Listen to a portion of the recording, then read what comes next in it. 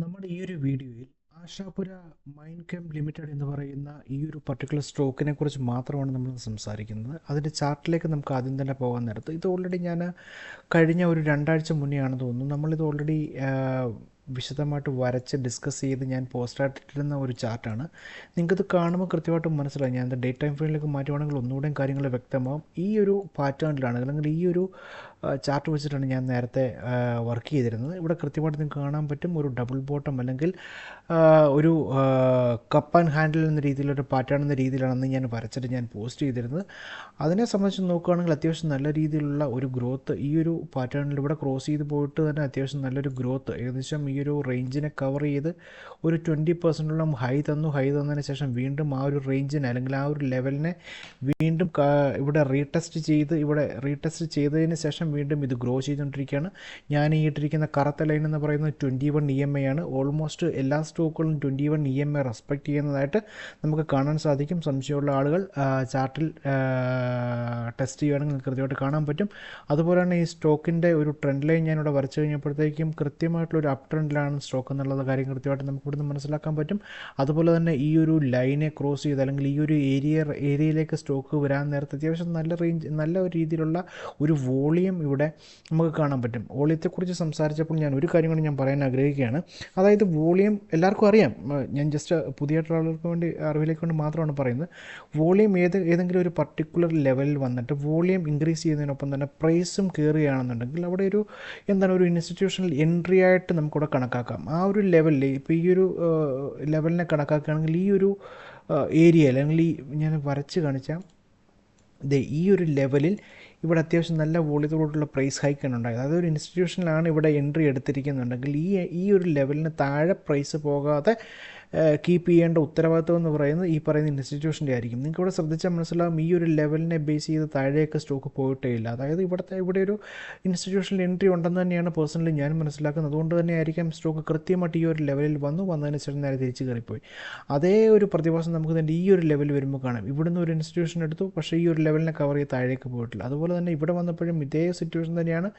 ഈ ഒരു ഏരിയ അല്ലെങ്കിൽ ഈ ഒരു റേഞ്ചിൽ ഒരു ഇൻസ്റ്റിറ്റ്യൂഷനിൽ അതായത് ഈ ഭാഗത്തെ വോളിയം കണ്ടു കഴിഞ്ഞാൽ തന്നെ നമുക്ക് മനസ്സിലാക്കാം നല്ലൊരു വോളിയം സ്പൈക്ക് ഉണ്ട്.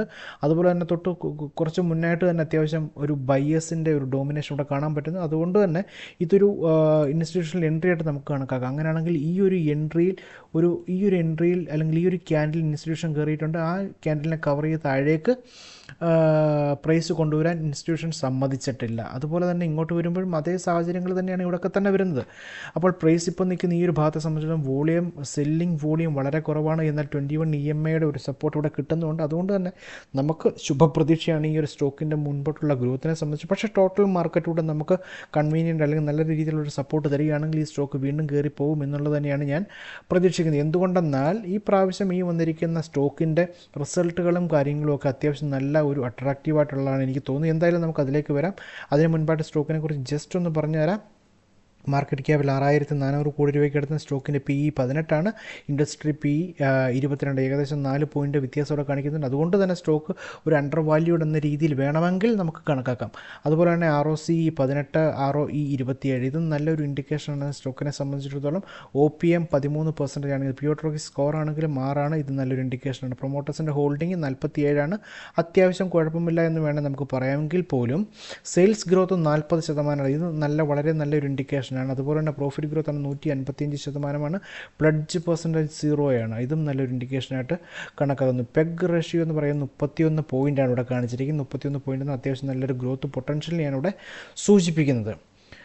നമ്മളിതിൻ്റെ PE റേഷ്യോ അല്ലെങ്കിൽ ഇതിൻ്റെ EPS കം PE റേഷ്യോ വെച്ച് നോക്കുകയാണെന്നുണ്ടെങ്കിൽ കഴിഞ്ഞ 5 വർഷത്തെ ഡേറ്റ വെച്ച് പരിശോധിക്കുകയാണെന്നുണ്ടെങ്കിൽ EPSന് ആനുപാതികമായിട്ടുള്ള ഒരു PE റേഷ്യോ വന്നിട്ടില്ല. അല്ലെങ്കിൽ ഒരു മീഡിയം ലെവലാണ് ഈ കാണിച്ചിരിക്കുന്ന 15. എനിക്കിവിടെ കൃത്യമായിട്ട് കാണുമ്പോൾ മനസ്സിലാകാം ഈ 14.7 അല്ലെങ്കിൽ ഈ 15 ലെവലെന്ന് പറയുന്നത് ഒരു മീഡിയം റേഞ്ചാണ്. ഈ വർഷങ്ങളിലുണ്ടായിരിക്കുന്ന കഴിഞ്ഞ 5 വർഷങ്ങളിലുണ്ടായിരിക്കുന്ന PEയുടെ ഒരു മീഡിയനാണ്. ആ മീഡിയന് സമീപമാണ് ഇരിക്കുന്നത്. അതുകൊണ്ട് തന്നെ ഇത് ഒരു ഓവർ വാല്യൂഡ് എന്ന് നമുക്ക് പറയാൻ പറ്റില്ല, എന്നാൽ അണ്ടർ വാല്യൂഡ് എന്നും പറയാൻ പറ്റില്ല, എന്നൊരു മീഡിയം അല്ലെങ്കിൽ ഒരു ഫെയർ വാല്യൂ എന്നുള്ള രീതിയിൽ നമുക്കിതിനെ കൺസിഡർ ചെയ്യുന്നതുകൊണ്ട് തെറ്റില്ല എന്നുള്ളതാണ് എൻ്റെ ഒരു പേഴ്സണൽ അഭിപ്രായം. നമ്മളിൻ്റെ ക്വാർട്ടർ റിസൾട്ടിലേക്ക് വന്നു കഴിഞ്ഞാൽ കഴിഞ്ഞ ജൂണിൽ 87 കോടിയാണ്, പക്ഷേ കഴിഞ്ഞ ക്വാർട്ടറിൽ കഴിഞ്ഞ ജൂണിൽ 87 കോടിയാണ്, പക്ഷേ ഈ ജൂണിൽ ലാസ്റ്റ് ക്വാർട്ടറിൽ 182 കോടിയാണ്.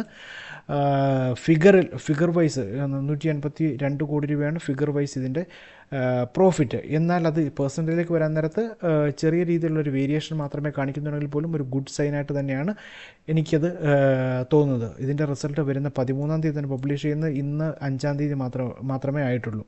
അതുപോലെ തന്നെ EPS നമ്മൾ കൺസിഡർ ചെയ്യുകയാണെങ്കിൽ നിങ്ങൾക്ക് ഇവിടെ കാണാം, കഴിഞ്ഞ ജൂൺ മാസം 2024 ജൂൺ മാസത്തിൽ 6.51 പൈസയാണ് ഒരു ഷെയറിന് കിട്ടിയിരിക്കുന്ന EPS എന്ന് പറയുന്നത്. അതുപോലെ തന്നെ ഇത് ജൂണിൽ ഈ വർഷം കഴിഞ്ഞ ക്വാർട്ടറിൽ കഴിഞ്ഞ റിസൾട്ട് പബ്ലിഷ് ചെയ്യുന്ന സമയത്ത് 11.5 അത് ഏകദേശം നല്ല ഒരു ഗുഡ് ഗ്രോത്ത് എന്ന് വേണം തന്നെ പറയാം. ഒരു ഫെൻറ്റാസ്റ്റിക് ഗ്രോത്ത് ആണ് ഇവിടെ ഉണ്ടായിരിക്കുന്നത്. അതുപോലെ തന്നെ നമ്മൾ കഴിഞ്ഞ ഈ ഒരു 5 വർഷത്തെ സ്റ്റോക്കിൻ്റെ സെയിൽസ് നമുക്കിവിടെ നോക്കുകയാണെങ്കിൽ കൃത്യമായിട്ട് നിങ്ങൾക്ക് കാണാൻ പറ്റും, നല്ല അത്യുഗ്രനായിട്ടുള്ള ഒരു സെയിൽസ് പെർസെൻറ്റേജ് ഇവിടെ കാണിക്കുന്നുണ്ട്. അതുപോലെ തന്നെ ഓപ്പറേറ്റിംഗ് പ്രോഫിറ്റ് ആണെങ്കിൽ നല്ല ഫിഗറുകളാണ് കാണിക്കുന്നത്. ഈ ട്രെയിലിംഗ് 12 മന്ത് റിസൾട്ട് ആണെങ്കിലും അത്യാവശ്യം നല്ല രീതിയിലുള്ള ഫിഗറുകളാണ് ഇവിടെ കാണിക്കുന്നത്. അതുകൊണ്ട് തന്നെ നമുക്കൊരു ശുഭപ്രതീക്ഷ ഇതിനകത്ത് നമുക്ക് വെക്കാൻ കഴിയുന്നതാണ്. സ്റ്റോക്കിൻ്റെ പ്രൈസ് കഴിഞ്ഞ ഒരു വർഷമായിട്ട് 168% കൂടിയിരിക്കുന്നത്. കോമ്പൗണ്ട് ഗ്രോത്ത് അതുപോലെ തന്നെ സെയിൽ ഗ്രോത്തുകളെല്ലാം ഇവിടെ കൃത്യമായിട്ട് കാണിച്ചിട്ടുണ്ട്. ഇതെല്ലാം നല്ലൊരു ഇൻഡിക്കേഷനായിട്ട് ആണ് എനിക്ക് മനസ്സിലാക്കാൻ പറ്റുന്നത്. അതുപോലെ തന്നെ ഇക്വിറ്റി ക്യാപിറ്റലിലേക്ക് വന്നു കഴിഞ്ഞാൽ ചെറിയൊരു ഡൈല്യൂഷൻ ഉണ്ടെങ്കിൽ പോലും ഇതിൻ്റെ റിസർവ് കാണിക്കുന്നത് ഫെൻറ്റാസ്റ്റിക് ആയിട്ടുള്ള ഒരു റിസർവ് ഗ്രോത്ത് ആണ് ഇവിടെ കാണിക്കുന്നത്. ഇതും നല്ല ഒരു ഇൻഡിക്കേഷനായിട്ടാണ് എനിക്ക് കണക്കാക്കാൻ സാധിക്കുന്നത്. ഇതിൻ്റെ ഡെറ്റേഴ്സ് അതായത് ഡെറ്റേഴ്സ് ഒരാൾക്ക് നമ്മൾ കടമായിട്ട് ഈ ഒരു കമ്പനി കൊടുത്തു കഴിഞ്ഞാൽ 73 ദിവസത്തിനുള്ളിൽ അവരുടെ പേയ്മെൻറ്റ് തിരിച്ച് നമുക്ക് കിട്ടുന്നു. പക്ഷേ അതുപോലെ തന്നെ പേയബിൾ കാണിക്കുന്നത് 477 ദിവസം, ഏകദേശം ഒരു വർഷത്തിന് ശേഷമൊക്കെ ആണ് നമ്മൾ ഈ ഒരു കമ്പനി അവരുടെ പേയബിൾ കൊടുത്ത് തീർത്തുകൊണ്ടിരിക്കുന്നത്. ഇതും അത്യാവശ്യം കമ്പനിയെ സംബന്ധിച്ചിടത്തോളം ഒരു നല്ല രീതിയിലാണെന്നാണ് എനിക്ക് തോന്നുന്നത്. പിന്നെ നമ്മളിതിൻ്റെ ഷെയർ ഹോൾഡിംഗ് പാറ്റേണിലേക്ക് വന്നു കഴിഞ്ഞാൽ പ്രൊമോട്ടേഴ്സിൻ്റെ കാര്യമായിട്ടുള്ള വലിയ മാറ്റം വരുത്തിയില്ലെങ്കിൽ പോലും ചെറിയൊരു മൈന്യൂട്ടുള്ള ചെറിയൊരു വേരിയേഷനാണ്, ഇൻക്രീസ് ആണ് ഇവിടെ വരുത്തിയിരിക്കുന്നത്. എന്നാൽ ഡൊമസ്റ്റിക് ഇൻസ്റ്റിറ്റ്യൂഷൻ ആണെങ്കിൽ അത്യാവശ്യമല്ല ചെറിയ രീതിയിലുള്ള ഒരു ഇൻക്രീസ് വരുത്തിയിട്ടുണ്ടെങ്കിൽ പോലും അത്യാവശ്യം കാര്യമായിട്ടുള്ള ഒരു വേരിയേഷൻ വരുത്തിയിരിക്കുന്നത് ഇവിടെ ഫോറിൻ ഇൻവെസ്റ്റേഴ്സാണ്. അവർ ഏകദേശം ഒരു 1% അല്ലെങ്കിൽ 2% അടുത്ത് ഏകദേശം വേരിയേഷൻ വരുത്തിയിട്ടുണ്ട്. അത് കൊണ്ടുപോയിരിക്കുന്നത് പബ്ലിക്കിൻ്റെ കയ്യിലാണ് എടുത്തിരിക്കുന്നത്. അതുകൊണ്ട് തന്നെ പബ്ലിക്കിൽ നിന്നുള്ള മാക്സിമം എന്താണ് ഷെയറുകളും കാര്യങ്ങളും ഇപ്പം ഈ ഒരു ഡൗൺ ട്രെൻഡ് വന്ന ഒരു സമയത്ത് അവർ എടുത്തിട്ടുണ്ടെന്നുള്ളതാണ് മനസ്സിലാക്കുന്നത്. അതുപോലെ തന്നെ ഫോറിൻ ഇൻവെസ്റ്റേഴ്സ് ഈ ഒരു സ്റ്റോക്കിൽ അവരുടെ സ്റ്റോക്ക് കൂട്ടിയത് തന്നെ അവരുടെ ഒരു കോൺഫിഡൻസിൻ്റെ അവരത്രയും കോൺഫിഡൻ്റ് ആണ് ഈ ഒരു സ്റ്റോക്കിൽ എന്നുള്ളതാണ് നമുക്ക് കാണാൻ സാധിക്കുന്നത്. ഇതെല്ലാം കൂടി ഏറെക്കുറെ കൂട്ടി വായിക്കാൻ നേരത്തെ അല്ലെങ്കിൽ ഒരുമിച്ച് വായിച്ച് നോക്കാൻ നേരത്തെ സ്റ്റോക്ക് അത്യാവശ്യം നല്ല ഒരു പോസിറ്റീവ് വൈബുള്ള സ്റ്റോക്കായിട്ട് തന്നെയാണ് നമുക്ക് കാണാൻ സാധിക്കും. അതുപോലെ തന്നെ ഇങ്ങനെയുള്ള ചാർട്ടുകളോ പാറ്റേണുകളോ കാര്യങ്ങളൊക്കെ വെച്ച് നോക്കാൻ നേരത്ത് അത്യാവശ്യം ഗ്രോത്ത് പൊട്ടൻഷ്യൽ ഉണ്ടെന്ന് തന്നെ നമുക്ക് മനസ്സിലാക്കാം. ഒരു സ്വിംഗ് ട്രേഡർ എന്ന രീതിയിൽ ഈ ഒരു ലെവലിന് ഹൈയെ കട്ട് ചെയ്ത് മുകളിലേക്ക് പോവുകയാണെങ്കിൽ അത്യാവശ്യം നല്ല രീതിയിലുള്ളൊരു ഗ്രോത്ത് ഇനി ഉണ്ടാകും, അല്ലെങ്കിൽ കയറി പോകുമെന്ന് തന്നെയാണ് എനിക്ക് തോന്നുന്നത്. എന്തായാലും നമുക്ക് വെയിറ്റ് ചെയ്യാം. ഇത് സ്റ്റഡി പർപ്പസിനായിട്ട് മാത്രമുള്ളൊരു വീഡിയോ ആണ്. ഒരു തരത്തിലുള്ള ബൈയിങ് അല്ലെങ്കിൽ സെല്ലിങ് റെക്കമെൻഡേഷനുമല്ല, അത് പ്രത്യേകം ശ്രദ്ധിക്കുക. താങ്ക്